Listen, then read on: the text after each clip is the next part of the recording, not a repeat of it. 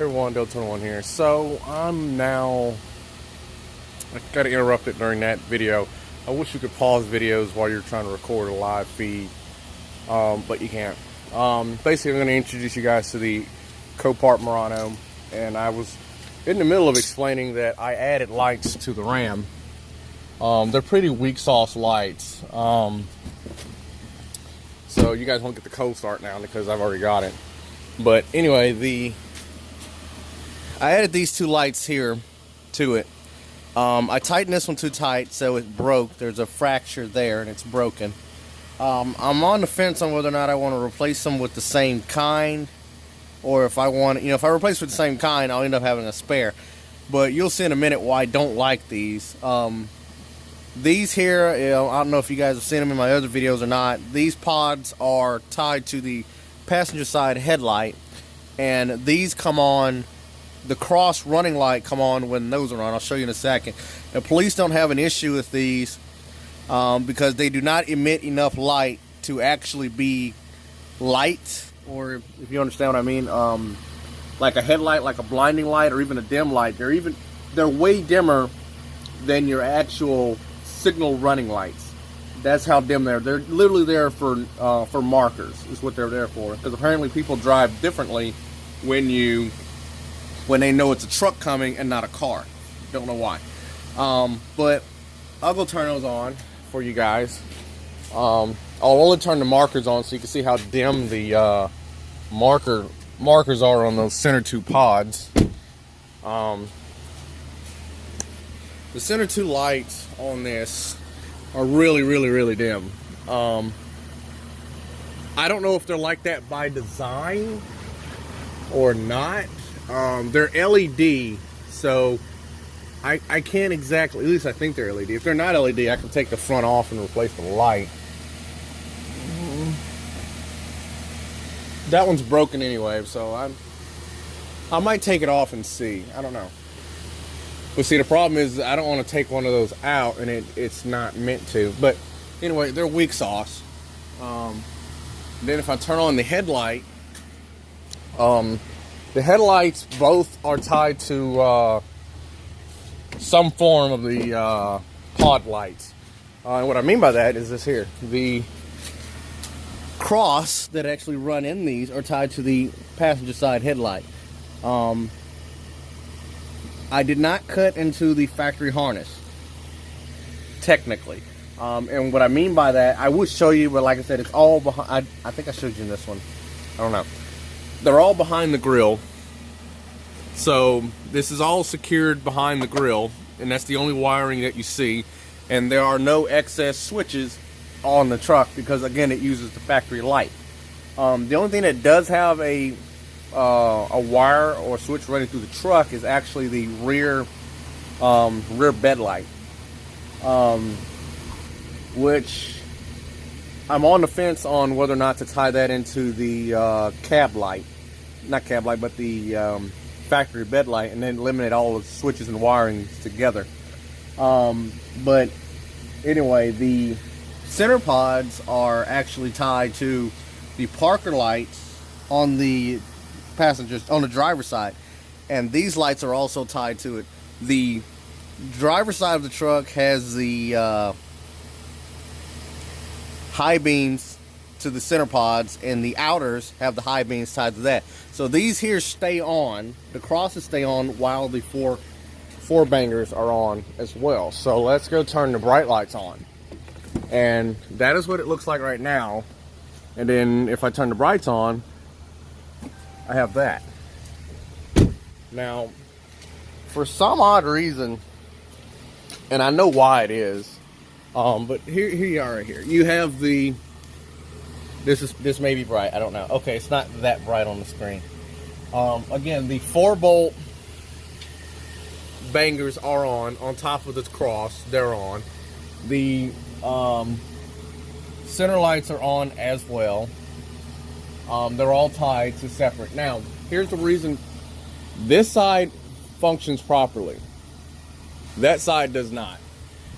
And the reason for that, well, it functions properly, but the truck thinks that there's a headlight or a parking light out Not all the time. It doesn't do it. It's like when you initially turn on the lights, if you go from off and then turn them on, sometimes it'll freak out. Now, there's no freaking out of the lights or anything like that. There's no freaking out of the lights. I know some people wanted to know, does the actual light up top work with me having moved that up there? It does. I will flick on the center dome and always on, and then on the back, center on, and flash. And they both flash. And then I also have my flashers which go, and then you have that one, which I have that one set to directional. And then this is just your alternating pattern. And then the rest of it is still tied to my brake lights they're supposed to, you know, like they're supposed to. So all that still works. Later this week, I have, is there one thing coming left for the truck? One thing left coming. These will be getting replaced. I have to get new of these. I have to get new of these because these work. These don't. I don't use these for towing. I use these for blind spot. Yeah, I use those for blind spot. These will be going. These are going to have LEDs on them. They're going to have LED signals on it, and that's going to be great because I was on the fence on whether or not I wanted to make the center lights a marker light or a signal light. And what made me go the route of making them running lights was when I saw how dim they were when I hooked my jump box up to the lights and saw how dim the ambers were and how bright the whites were. You know, that's too dim to be a signal light. Actually, it's too dim to be a marker light as well. But I can set the wiring up now and get different pilot lights later with the ambers and the whites. Since the wiring is there, all I got to do is put a quick connect on it, and it's ready to rock and roll. All wiring up there is soldered. None of it's wire tied. These will be put into place and operate normally. The only thing I'll have to do is I'll have to run a wire from inside of this light to the indoor module to operate as a running light instead of just a signal light. That's the only thing. That's a common mod for these trucks. But I have to do that, and that's the only thing left wise. I'm on the fence on whether or not I still want to get that 10-inch radio. I'm probably still going to get it. It's just going to take longer to get because of my trip to Korea. I'm also on the fence on whether or not I want to get in-mount lights for the rear that have white lights for when I back up and amber lights for signals. I'm on the fence for that because those can be all wired to the trailer brake controller. Well, the trailer harness.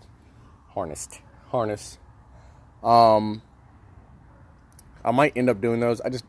I'm more concerned with cutting into the front bumper than the rear bumper because of everything I got up front with the front bumper. Because I already don't like the fact that I put the splash shield back on the front of it because when it rains and I hit water, I did get new tires all around. They are Walmart tires pretty much, but they're Goodyear Wranglers all the way around. All the way around were like almost 500, or it was a little over 500. I can't remember. For all fours, I did not replace the spare. I will be replacing the spare soon. I think that's all I have updated with the truck right now. Onto the Copart Ram. Oh, not Copart Ram. Well, we just finished the Copart.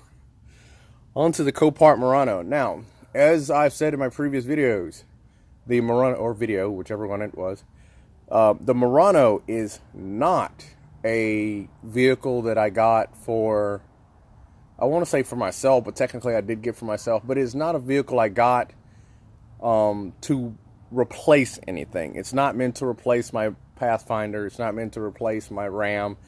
It's not meant to be anything or, you know, a present for anybody. It's meant to be a backup car, and it is for that. it ended up being out the door. Now, when I say out the door, I mean the towing and the gas that I had to spend to get to Copart. My nearest Copart is Jackson, Mississippi, and it's roughly about 60-something miles to Copart.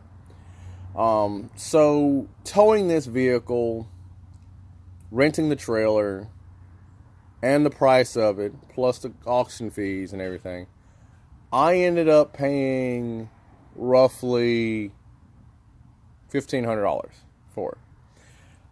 It is a 2005 blue Nissan Murano. It is in bad shape, but as Auto Auction Rebuilds will quickly point out in any of his videos, every tire on this Murano are like new. Every single one of them are like new, and I think they're all the same tread, and they are all the same tread. They're all like new, and they all have the same tread. It has some body damage, primarily here. I think that's the only place that's got body damage other than peeling clear coat. Other than that, the only thing that it has is someone put the window protectors on it, and that's broken off. It's got, for something happened to the chrome, I guess, and they put, looks like aluminum tape. It looks like aluminum tape that you use for HVAC and heating and air was on there. Which, I mean, it's not a good tape to use, but for what it's being used for, I would say it's kind of a good thing, because this tape is meant to handle rapid temperature changes of an HVAC system, which you have that. It had a bad windshield wiper. I only replaced the driver's side. The reason being is that this car is going to be for my brother until he gets until they get the Impala that I just finished working, and I got to find the thing for it so I can go put it in the Impala. Every door handle is broken. I have all of these coming. All of these are coming. Every door handle is broken, and I gotta get Goo Gone or something to get all of this crap off that they put on it. This door, unfortunately, if they can switch the driver and passenger side, the driver's side one, I'll show you what that is. But the only door handle that works is this one, which won't work because I have the door lock. I keep the key in the ram. Also, I have 3 keys coming. I have all 3 proximity keys. It uses this key, so it's not the base model, and it's not the top of the line. Another reason why I'm getting another key is because this periodically works. The proximity part works, but at least I can do this still. The proximity part does work. It's just that these buttons are finicky, so I'm happy to get another one. Get 3 more. The primary issue with this car was, well, from what I saw, this car, if anyone wanted to know, what was wrong with this car. This car had a clear title. That means that it wasn't a donation vehicle. I don't know how to explain it if you don't know Copart. It wasn't a donation vehicle. It was just, it just had a clear title, and it was there. It wasn't a donation, but it had a clear title. Because it wasn't marked as donation. It was just a clear title. I don't know. But the back seats aren't that bad. The rear carpet is just gone. One of the major issues with this car, or this SUV, was the fact that the rear's not that bad, actually. The, what's you call that thing? The sunroof. The sunroof, also the other door, not even there. But the handle that operates the door is there, so we're good on that. Now, the driver's side is the only door handle that works that is broken. And what I mean by that, there's something here, there's a screw here that holds this in place, that keeps this there to keep this from sliding out. There's a plastic piece there that's supposed to keep it from moving, period. That's gone. That's been ordered. If, by grace of God, that the driver's side and passenger side share the same handle, I'm going to take this off, clean it up, put it on the passenger side, and put the driver's side one here. And it's going to come with a new plastic. Because what I did was I ordered another one of these for the driver's side and the passenger side, but did not know that the driver's side and the passenger side shared this sensitive lock button. Didn't know that. I knew the driver's side did, but I didn't know the passenger side did. But again, it works because I slid it back in and over. The little hook actually does pull on the handle. It's just that without that other piece on there, it ended up being a broken door, which it's not. The front is absolutely terrible. The primary issue that was what got this car sold, I think, was because of the mildew-like smell in it. It no longer smells like that anymore, because the reason it had this mildew smell is because the infamous sunroof leak. Now, the Muranos have an issue with leaking in two places. Either A, there's a little drain hose here that has a little hose on it that goes all the way down. It goes through the firewall at the top to a rubber compressed fitting. Now, what I mean by that is basically a rubber hose that has another hose slid inside of it. So yes, it can be pulled out, but it's a B to get it back in. So on the Muranos, the two common places these things will leak at is it will leak up here at that fitting that goes on the actual rail, or it will leak in the firewall. The primary place it will leak at is usually up in the top at the rail, because if it'll either clog there like most sunroofs do and go over the edge, and it'll leak over and down the sunroof, where you can see where it's discolored here, and then it'll go down the rail and fall down. This is terribly bad on that side because you also have your HVAC controllers and everything on that side, which will short out if it does it over there. Fortunately, on that side, the drain was clogged up top. I just realized I did not put that back up top. I have to put that back on right quick. On this side, it was clear, except all the way down, it was clogged down here at the firewall, and the hose up top was not tight on it. It had literally wore away because of old plastic, and all that took was me cutting it to get it down to the narrow end and then putting it back on, and it's a tight compressed fit. Same thing on the passenger side. Cut that off, put it back on, tight compressed fit, blew both holes out, and that's it. The leaking roof is now done. That was the one primary reason that it did it. When I say this car was treated like crap, it was treated like crap. It's got memory seats too, by the way. Really funky instrument cluster too. But it does have memory seats, which really doesn't do any good because one side of the motor doesn't work. Heated and cool. AC, both it works. It's got heated seats, which I'm not even going to attempt to test to see if that works. I might get shorted, get shocked or something with my luck. The sunroof does work too. The windows don't work, and I have not even tried to look into that. It needs a new battery. It has an alternator wind because the diode is shorted out inside of it. I know it's a diode wind. This thing was treated like absolute crap.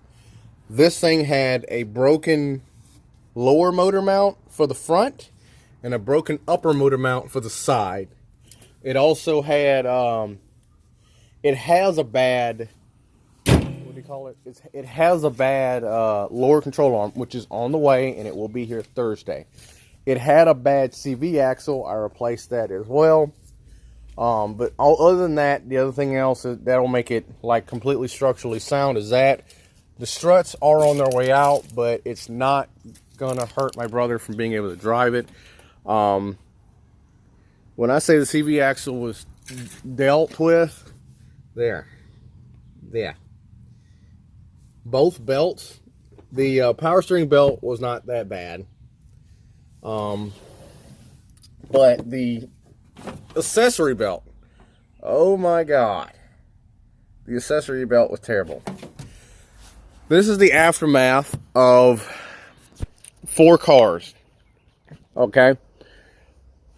My, the Aveo, is that what it was? Yeah. The Aveo that I had put together for my brother. The Infinity that I worked on, that was total as well. My mom's Impala, and now that. This is the result of that. I've got 1, 2, 3. Well, not that. The royal purple over there is for my Ram. The Ram's the only thing that I have in, I guess you could say, my fleet that runs royal purple. Everything else runs either Castrol Edge. The Super Tech I put in my mom's Impala. The STP is running in that. I think. No. The Castrol GTX is running in the Impala. I think I used this as a flushing oil. And then I went to STP, or then I went to Castrol. I can't remember. Napa coolant is in, well, what was that in? I want to say the Napa coolant was in the first time I pulled the Impala's intake manifold gasket. And then the AutoZone is the next time I pulled it again. The CV axle is self-explanatory. Somebody ran out of fuel, which is why I had that. Somebody else ran out of fuel on the way, but they were so far away from a gas station that I couldn't use that. I had to use that. And that, I can't remember what I used that for. But this is a result of 4 weeks and you would think that, well, you could just, oh, good Jesus almighty. You would think, well, I could just clean it out during time. Well, when you're constantly doing work on cars and each and every day you go to work, you don't really have time for that. Like right now, I do technically have time for it, but right now I'm doing housework. I just finished working on the sunroof not too long ago, and now I'm just tired. So I'm barely doing housework. But that is the Copart Murano and the Copart Ram. And the expensive as hell Nissan Pathfinder. So the Impala is at my aunt's, and the Impala and the other Impala, my blue Impala, is at my friend's house. Which I'm probably not going to get rid of the Impala. I'm probably going to just put an engine and transmission in it when I get back from Korea. So